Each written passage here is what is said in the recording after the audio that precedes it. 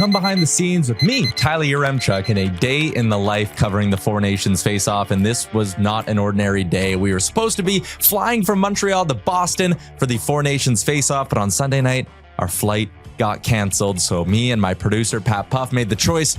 We had to drive. So it was a nice early 6 a.m. wake up to get to the rental car place for 7 a.m. Pat had to finish his sandwich before we hit the road and began our trek. And once we finally got loaded up into that rental car, a 5-hour drive, well, it was not going to be a 5-hour drive. The snowstorm was absolutely bonkers. It ended up taking us closer to 6.5 hours driving through blizzard-like conditions for most of the morning. Not fun at all.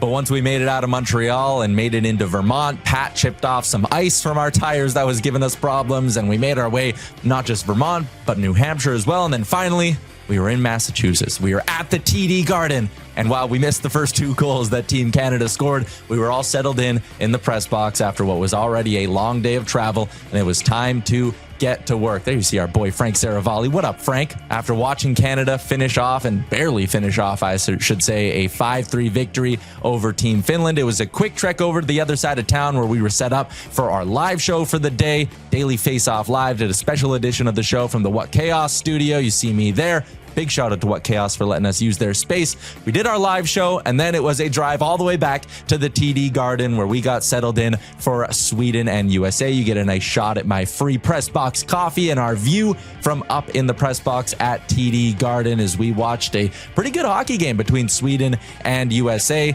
After that day, wrote an article, got all of our work done.